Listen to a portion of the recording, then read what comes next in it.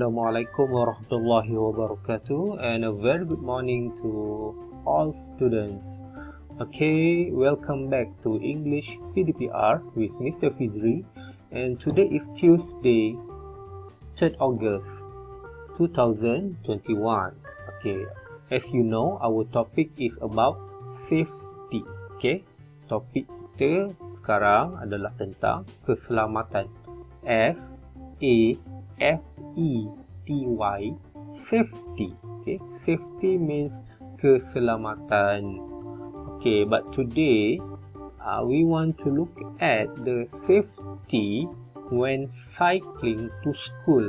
Okay, apakah langkah-langkah keselamatan semasa berbasikal ke sekolah? Because I know many of you cycle to school. Okay, many of the students cycle to school. Ramai di kalangan kamu berbasikal ataupun mengayuh basikal ke sekolah, tapi kadang-kadang tak tahu apakah langkah-langkah keselamatan. Okay, so number one is wear a helmet. Wear a helmet. Pakai topi keledar. Pakai helmet lah, bagus. Sebab kalau jatuh tu dia akan melindungi kepala daripada cedera. Alright. Number 2, use a backpack to carry books. Keep your hands on the handlebar. Okay, maksudnya bawa beg sandang untuk bawa buku. Ini biasalah. Keep your hands on the handlebar. Okay, tangan mesti pegang handle. Jangan pegang sebelah. Mesti dua-dua tangan kena pegang handle. Okay, number 3, walk your bike across busy intersection. Okay, maksudnya bila melalui simpang yang sibuk, dia suruh sorong basikal. So janganlah kayuh je, sebab kalau kayuh nanti maybe kita tak sempat nak brake. Okay, so kalau kita sorong, dia lebih senang lah.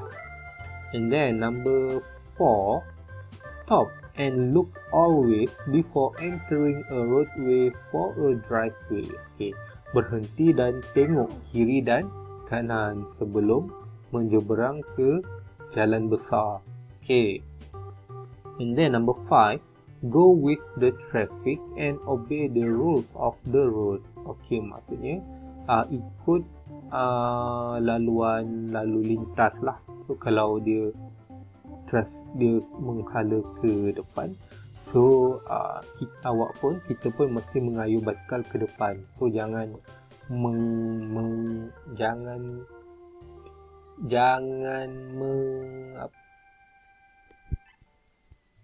jangan tak mengikut trafik tu.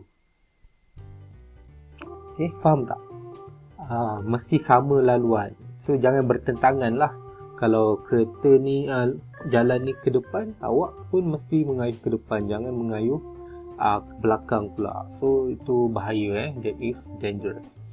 Okay, homework for today is very simple and very easy. I just want you to write all this.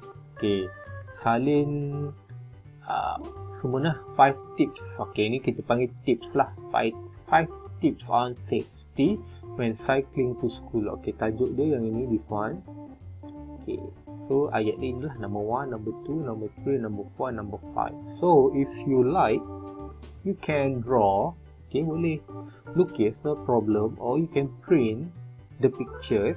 Okay, gambar ni boleh print, tapi ayat ni mesti tulis. Ayat tak boleh print and tampal. Okay, so that's all for today, and goodbye.